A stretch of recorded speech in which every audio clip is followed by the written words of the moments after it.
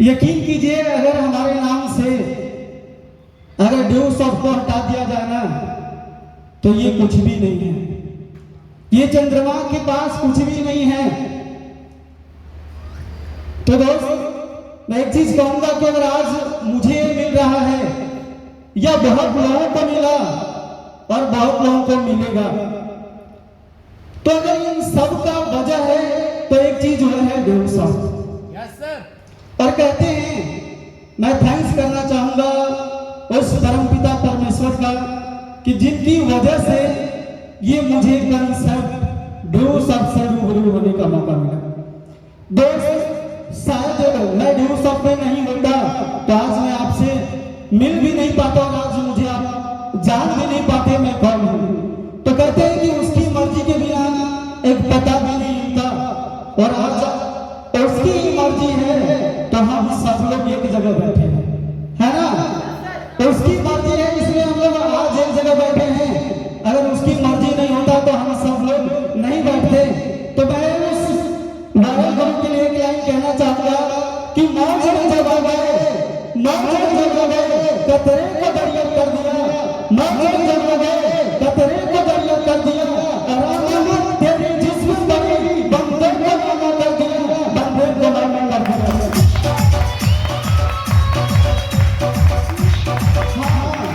मेरे लिए कुछ नहीं था, बस उनके अंदर बात थी। उन्होंने ऐसे सच से रिश्ता करवाया और रिश्ता का जैसे जैसे समय बढ़ता गया ये रिश्ता का अटूट होता गया, इतना बढ़ता गया, इतना बढ़ता गया, इतना बढ़ता गया कि कहते हैं कि मुझे कुछ ना चाहिए। हाँ, उससे पहले ही नहीं, उसके बाद ही नहीं, और आज भूलता नहीं है मेरा दिल एक पल के लिए से को। और मेरे दोस्त, कभी भूला ना हो तो मुझे नहीं, मुझे भूला।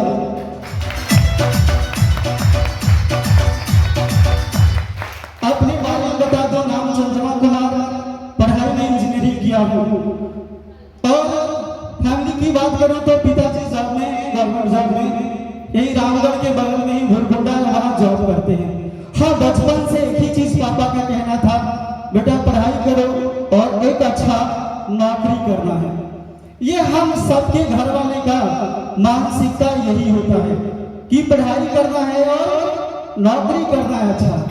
क्योंकि जब तक हम नौकरी नहीं करेंगे तो शायद हमारी फैमिली में, हमारे समाज में हमें उतनी इज्जत, उतनी रिस्पेक्ट या हमारी उतनी वैल्यू नहीं मिलेंगे।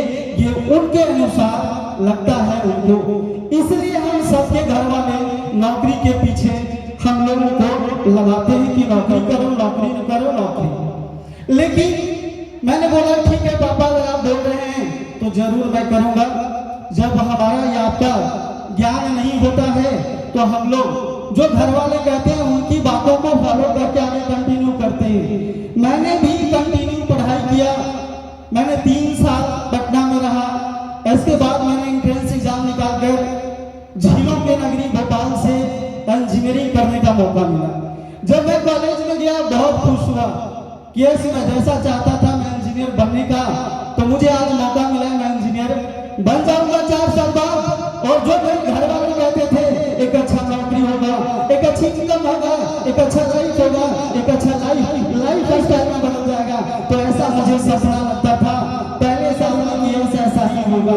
लेकिन दोस्त, कहते हैं कि सपनों की दुनिया, हकीकत की दुनिया, दोनों में बहुत फर्क होता है।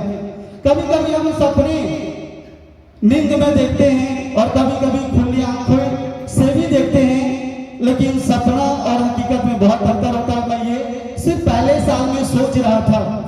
आज बहुत सारे लोग हमारे सामने बैठे हुए हैं, शायद आप ग्रेजुएशन के लास्ट ईयर में होंगे, या बहुत सारे लोग ऐसे होंगे जो ग्रेजुएशन कर रहे होंगे, बहुत सारे लोग होंगे जो कंप्लीट कर चुके होंगे, जो कर रहे होंगे उनको लग रहा होगा 4 साल बाद जिंदगी अच्छा होगा, जो लास्ट होंगे उनको समझ आना होगा, जो कंप्लीट कर लिए होंगे उनको पूरी दुनिया क्या है वो बिल्कुल समझ में अच्छे से आ रहा होगा।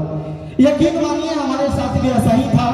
मैं जब इंजीनियरिंग का 3रे साल में गया तो मुझे समझ आने लगा कि यार जो मैं सोचता था कि डिग्री डिग्री होगा, एक अच्छी नौकरी होगी, एक अच्छी कंपनी में एक अच्छी जगह हमें पोस्टिंग होगा, अच्छे पैसे कमाएंगे। जो माँ बाप जिस सोच के साथ मुझे भेजे शायद उनके उन बातों पे मैं खरे उतरूंगा, लेकिन वहां तीसरे साल के बाद हकीकत समझ आने लगा कि क्या होगा। क्यों? क्योंकि मैं ये देख रहा था मेरे से पहले बहुत ऐसे सीनियर थे जिन्होंने इंजीनियरिंग कंप्लीट किया, लेकिन उनके पास अच्छी नौकरी नहीं थी, उनके पास अच्छी सिलेक्शन नहीं हुई, उनको अच्छी कंपनी में। सिर्फ वो ये कह रहे थे मैं अभी इंटरव्यू का तैयारी कर रहा हूं, अभी मेरा इंटरव्यू हुआ है, अभी हमारा कॉल लेटर आएगा, अभी मैं ज्वाइन करूंगा। मैं ये सुन रहा था। सोचिए बहुत सारे लोग आप में से हैं कि देखिए आपके आसपास में बहुत ऐसे लोग हैं जिन्होंने आज कंप्लीट कर लिया अपनी डिग्री, पढ़ाई पूरी कर लिए, फिर भी आज इधर उधर भटक रहे हैं। क्यों? क्योंकि सबके पास उतनी बड़ी अपॉर्चुनिटी नहीं है कि सरकार सभी लोगों को दे सके। मैं ये कह रहा हूं, मैं ये नहीं कह रहा हूं कि नौकरी गलत है, नहीं नौकरी गलत नहीं है, लेकिन याद रखिए एक जगह मैंने पढ़ा, सभी लोग सोशल मीडिया से जुड़े, मैंने एक जगह पढ़ा कि नौकरी में मात्र 5% लोग सफल हैं, 95% लोग असफल हैं। और सोच कर देखिए हम लोग सभी लोग नौकरी के पीछे ही जा रहे हैं। 5% लोगों की लाइफ में लाइफ स्टाइल में बदल गए हैं, लाइफ लग्जरियस हो चुका है, और एक लग्जरियस घर है, लग्जरियस कार है, अपनी फैमिली के लिए बेस्ट सिक्योरिटी है, बैंक बैलेंस है, मात्र 5% लोगों के पास।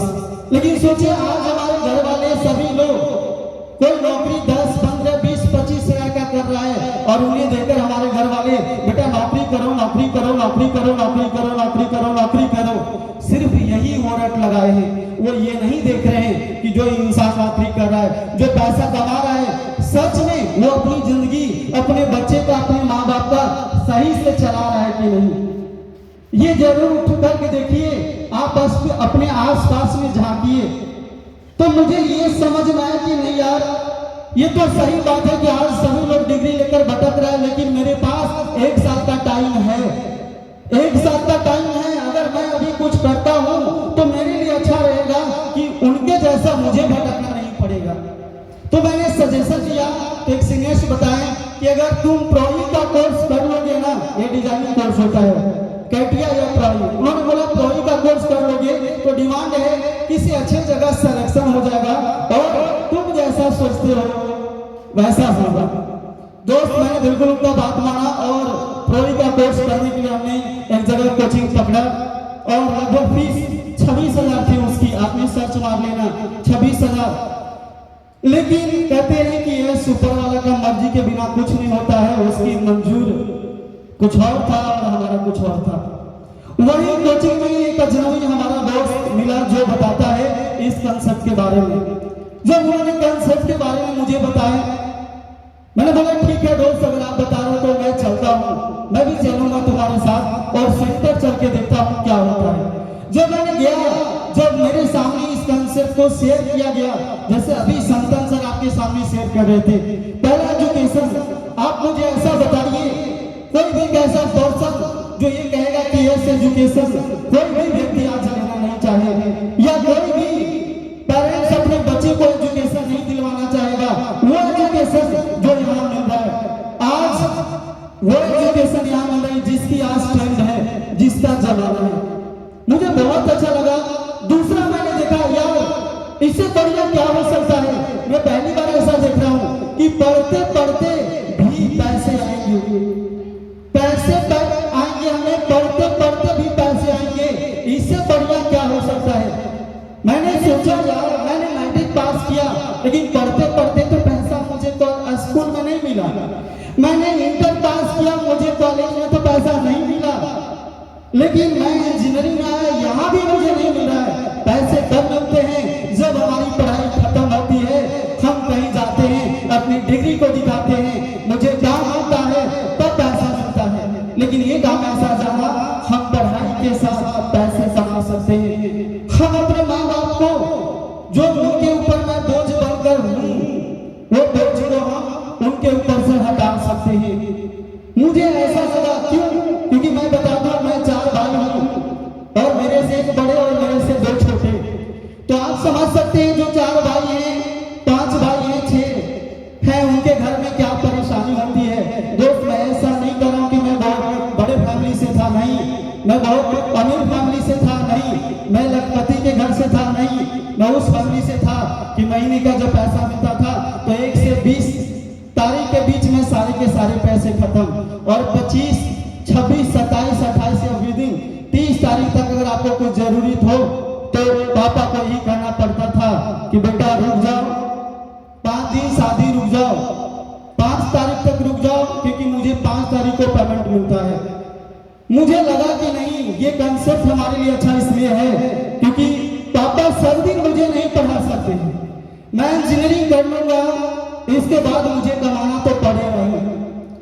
क्यों? क्योंकि मेरे नीचे जो छोटे भाई हैं 2, अगर मुझे ही सब दिन पापा देंगे तो उनको कब देंगे? मेरी एक छोटी बहन है सबसे, फिर उनको कब देंगे? तो मुझे लगा कि ये काम जरूर करना चाहिए क्योंकि हमारा पढ़ाई और भी दोनों है। मैं ये सोचा और ये सोच करके मैंने स्टार्ट किया। दोस्त, मैंने स्टार्ट किया, लेकिन एक चीज बताऊंगा कि जब मैंने स्टार्ट किया था मुझे खुद यकीन नहीं हो रहा था। पता नहीं अगर आपको सर ने बताया बोर्ड पर, अगर आप में से कितने लोगों को यकीन हुआ मुझे नहीं पता, बट मुझे स्टार्टिंग में यकीन नहीं था। बट मैं एक ही चीज सोच रहा था कि दोस्त, पटना भी मैंने रह करके पटना में पैसा खर्च किया, वहां पैसा खर्च करने से लाखों रुपए कुछ नहीं मिला।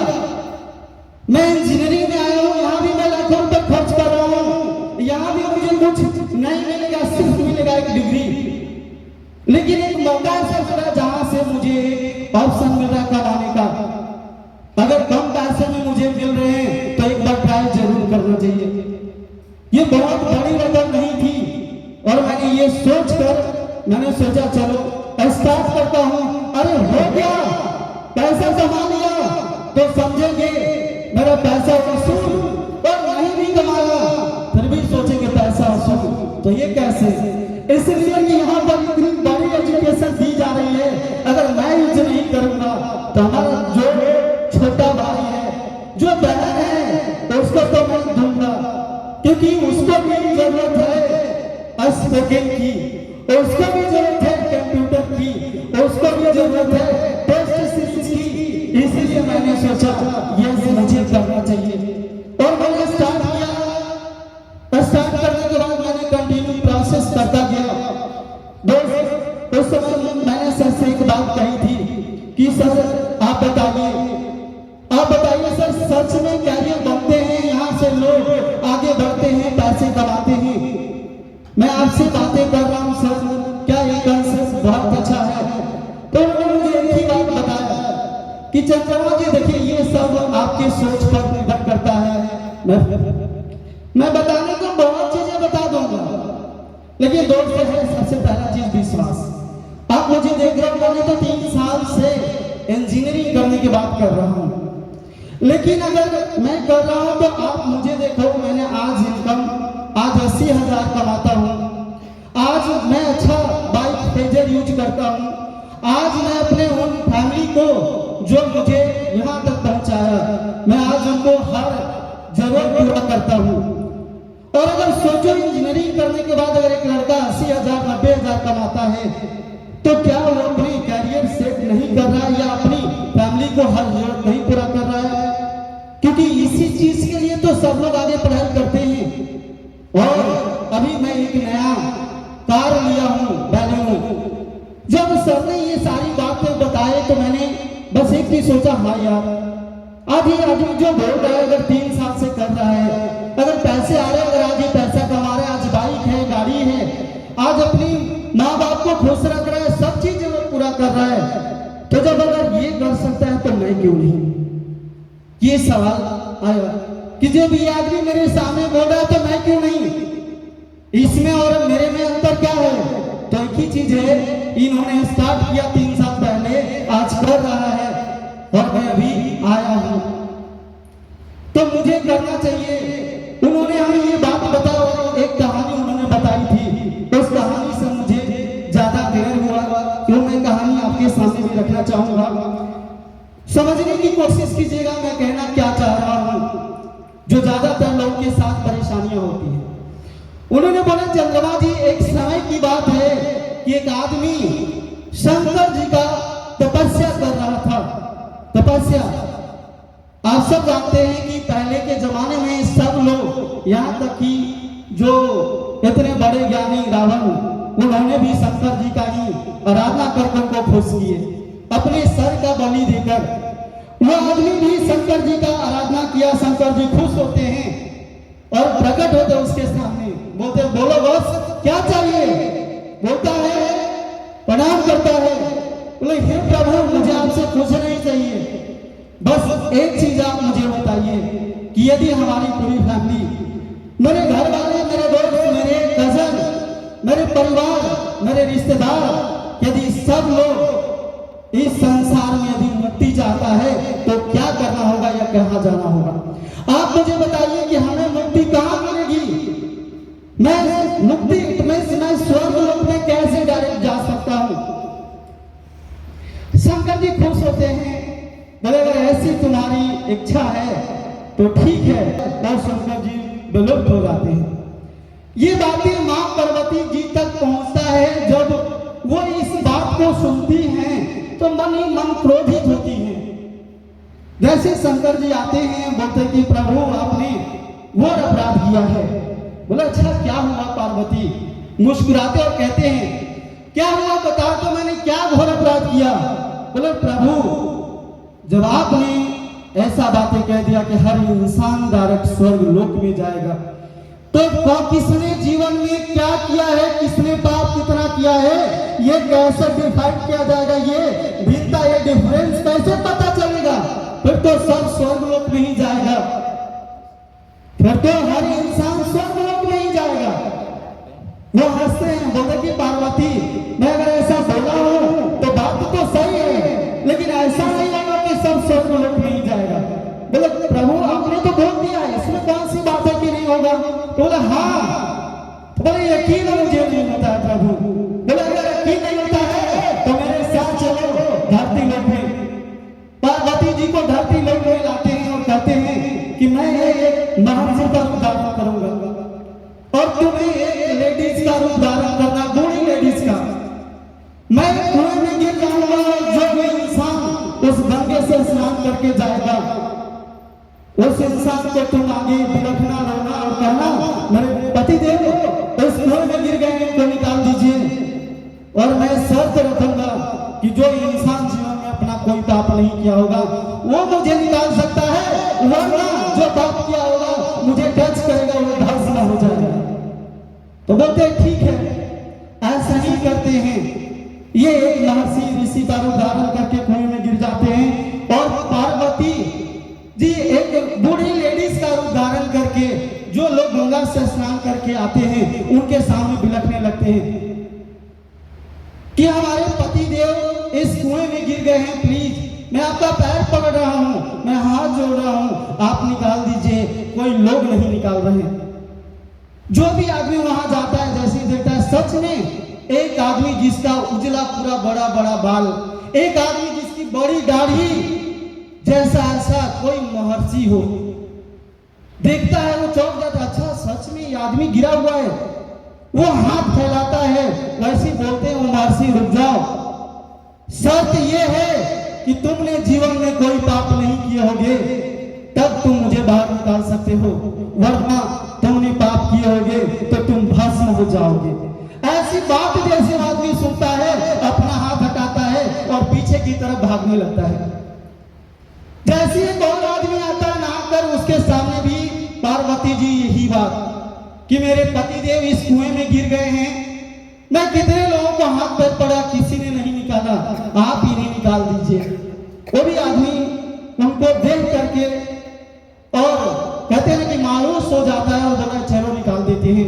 वो भी देखता है कि अरे एक आदमी जिसका उजले बड़ी बाल, बड़ी दाढ़ी, एक महर्षि आदमी, एक कोई संत जैसा गिरा हुआ है और आराम से अंदर में है खड़ा। तो ये जैसे हाथ देता है वो बोलते कि रुक जाओ, एक शर्त है, अगर तुमने जीवन में कोई पाप नहीं किए होंगे तो तुम मुझे बाहर निकाल सकते हो, वरना अगर तुमने पाप किया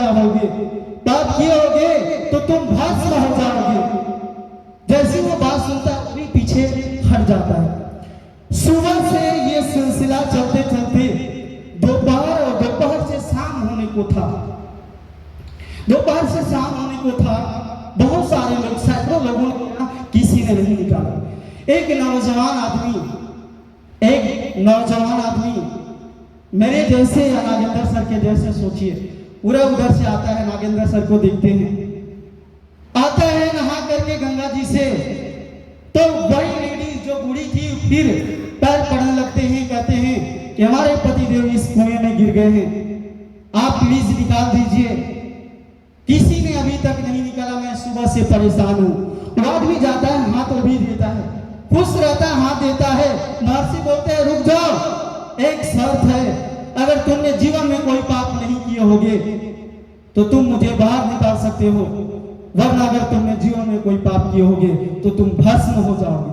फिर भी खुश रहता है और फिर भी हाथ आगे बढ़ाता है, हाथ आगे बढ़ाता है। महर्षि उसका हाथ पकड़ते हैं और वो बाहर निकालता है कुएं से। तो महर्षि बाहर जैसे निकलते हैं, पार्वती जी उनके पास आ जाते हैं और दोनों पूछते हैं कि अच्छा आप एक बात बताओ, तुमने जीवन में कोई पाप नहीं किए थे क्या? बोले कि महर्षि मैं तो आपका नहीं जानता हूं, लेकिन मैंने जीवन में पाप बहुत किया था, लेकिन मैं गंगा स्नान करके आ रहा हूं, इसलिए हमारे सारे के सारे पाप धुल गए, मिट गए। और वहां शंकर जी असली रूप अपना दिखाते हैं और पार्वती जी दोनों अपना असली रूप दिखाते हैं। वो इंसान पैर पर पड़ जाता है उनका और बोलते तथास्तु, मांगो क्या चाहिए, देते हैं और दोनों विलुप्त हो जाते हैं। और वो जाते हैं, कहते हैं पार्वती मैंने पहले ही तुम्हें बोला था कि मैंने तो ये बात कह दिया है कि गंगा में स्नान करने से सारे पाप मुक्त हो जाएंगे, स्वर्ग लोग हो जाएंगे। लेकिन विश्वास हुआ कि कितने लोगों ने गंगा स्नान किया, लेकिन फिर भी उसे पता ये नहीं है कि मैं पापों से मुक्त हो चुका हूं, मैं स्वर्ग लोक में जा सकता हूं, उसे आज भी यकीन नहीं है। और याद रखना, ये समय जैसे जैसे बढ़ता जाएगा, ये सिलसिला जैसे जैसे बढ़ता जाएगा, ये सदी जैसे जैसे बदलता जाएगा और इसकी सबसे ज्यादा कमी होगा। एक समय ऐसा होगा जो अपने लोग भी अपने के ऊपर विश्वास नहीं करेंगे। ये बात सोचिए, उस समय का क्या हुआ था। मैं आज आपसे कह रहा हूं इस बात से जो हमारे सीनियर्स थे उन्होंने मुझे बताया। चंद्रमा जी, ये बात समझिए कि सिर्फ आपको ये लगता है कि मैं आ जाऊंगा यहाँ तो हमारे जिंदगी बदल जाएंगे, मैं भी सर के जैसा कर लूंगा। नहीं दोस्त, पहले विश्वास करना पड़ता है कि सच में हमारी जिंदगी बदलेंगे। Yes sir. तब आपकी जिंदगी बदलेंगे। अगर विश्वास नहीं है, कहते हैं लाख लगा लो लुटकियां कर लो तीरथ हजार, लाख लगा लो लुटकियां कर लो तीरथ हजार। जब तक नहीं बदलेगी अपनी जिंदगी में दोस्त, जब तक नहीं बदलते हो अपने विचार, आप अपने विचार दोस्त, हमें अपनी जिंदगी को बदलने के लिए हमारे विचार बदलने पड़ेंगे। मैंने अपना विचार बदला कि अगर आज 1% इसी सिस्टम से काम करके अपनी लाइफ को बदल रहे हैं, आगे बढ़ रहे हैं, तरक्की कर रहे हैं, तो मैं भी शुरू करूंगा, तो क्यों नहीं हमारा लाइफ बदलेगा, क्यों नहीं हमारे पास अचीवमेंट होगा। मैं कहता हूं हमसे पहले बहुत सारे लोग आए, बहुत सारे लोगों ने बहुत सारी बातें कह कर गए। अगर सोचिए उन्होंने विश्वास नहीं करता और इस कंसेप्ट को शुरू नहीं करता तो क्या आज उनका जिंदगी बदलता? नहीं बदलता। हमारे भी नहीं बदलते। याद रखिए, मैंने विश्वास किया, शुरू किया। मैं आज कह रहा हूं अगर आपके पास कोई अमृत लेकर के भी जाएगा ना, तो 90% ऐसे लोग होंगे जो कहेंगे ये झूठा है। अगर मैं अमृत लेकर जाऊंगा, कहूंगा ये अमृत है, पी लो आप अमर हो जाओगे, फिर भी सभी लोग यकीन नहीं करेंगे। क्या सही बात है ना? ऐसा ही होता है दोस्त। मैंने स्टार्ट किया, मैंने लगातार करता गया और आज जो हम लोगों के बीच में आए हैं, जिन्हें हम सब लोग बोलते हैं ज्ञान का सागर, और कहते हैं ना कि अगर सागर से एक बाल्टी निकाल ले फिर भी उस सागर में कोई फर्क नहीं पड़ता है। अगर एक ड्राम पानी निकालने फिर भी फर्क नहीं पड़ता है। मैं कहता हूँ गुरु जी का बात, अगर आज एक भी आप सीख लिए ना, तो अगर आज यहाँ जिंदगी बदला है तो आप सबका भी जिंदगी बदलेगा। दोस्त मैंने कुछ नहीं किया, सिर्फ जो सीनियर हमारे कहते थे, जैसे इन्होंने कहते गए हमने करता गया और आज आपका ये छोटा भाई ज्यादा तो कुछ नहीं, लेकिन हाँ आज 7 साल से ज्यादा मुझे हो गए इस ड्यू शॉप में, और 2 बाइक, 1 कार और 5 बार से ज्यादा गोवा, 1 बार शिमला मनाली और 1 बार इंडिया से बाहर थाईलैंड घूमने के लिए गया हूँ। और दोस्त इतना ही नहीं, आज अपने फादर को 14 लाख के प्रॉपर्टी उनके नाम पर मैं रजिस्टर करवाया हूँ, प्लॉट रजिस्टर करवाया हूँ। इसलिए मैंने करवाया, रीजन था, मैंने बोला पापा तो 15 लाख पढ़ाई में खर्चे किए, चलो उनके नाम पर उतना का जमीन ही लिखवा देता हूँ, क्योंकि कभी ये नहीं कहेंगे कि मैंने तुम्हारे ऊपर पैसा खर्च करके पढ़ाया और तुमने पैसा उड़ा दिया, कुछ नहीं किया, तो कम से कम ये तो उनके लिए रहेगा ना कितना किया। आज सोच कर देखिए, अगर मैं नहीं शुरू करता तो इसमें जो सीनियर बता रहे थे उनका कुछ नहीं होता, आज चंद्रमा कुमार यहाँ नहीं होता, किसी कंपनी किसी फैक्ट्री में 10-15 हजार 12 हजार का काम कर रहा होता। और आज आप मुझे देख रहे हैं जितने अच्छे तरीके से, या जो मैं बताया, कार का तो छोड़िए, बाइक मेरे पास होता, लेकिन वो भी दहेज का, अपना नहीं होता। लेकिन सोचिए मैंने शुरू किया तो ये सब चीज बनाया। मैं आज कह रहा हूं कि आज जितने भी युवा यहाँ बैठे हैं, सभी का उद्देश्य एक ही चीज है, अपनी लाइफ में कहीं ना कहीं सेटल होना। मैं ये नहीं कर रहा हूँ आप पढ़ाई छोड़ दो, आप पढ़ाई करो, लेकिन आज आपका ये भाई पढ़ाई के साथ अगर इस ड्यू शॉप को अपनाया तो हमारी जिंदगी में बदलाव हुए, तो आप भी अपनी जिंदगी में बदलाव ला सकते हैं। तो क्या सच में आप बदलाव लाना चाहते हैं? Yes sir. बदलाव लाना नहीं चाहते तो शायद यहाँ नहीं होते, है ना? तो बस एक लाइन के साथ इस सेशन को, इस अपनी बातों को विराम दूंगा कि आज हम लोगों को मौका मिला है कि सीखने का। दोस्त मैं कहता हूँ हर लोगों से कहता हूँ कि एक बात हमारा जिंदगी नहीं बदल सकता है, लेकिन एक पल का लिया हुआ फैसला हमारा जिंदगी जरूर बदल सकता है। हमारा वो फैसला था जिन्होंने जिंदगी बदला, और आज सर को जिनको मैं यूट्यूब में देखा करता था, मुलाकात कभी नहीं करता था, आज आपके सामने तो साक्षात रूप से आए हुए हैं।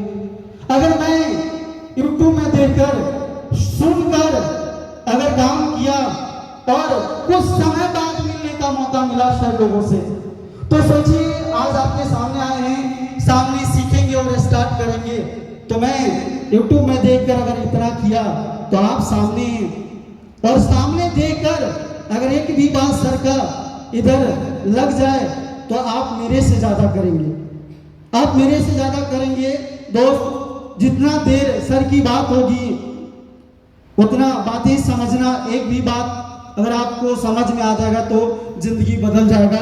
बस लास्ट में एक लाइन कि हर वक्त बदल सकता है यदि आप चाहो तो, हर वक्त बदल सकता है यदि आप चाहो तो, हर हालात बदल सकता है यदि आप चाहो तो, हर वक्त बदल सकता है यदि आप चाहो तो, हर हालात बदल सकता है यदि आप चाहो तो। अरे बदलना पड़ेगा उन ऊपर वालों के भी अपने फैसले, यदि आप चाहो तो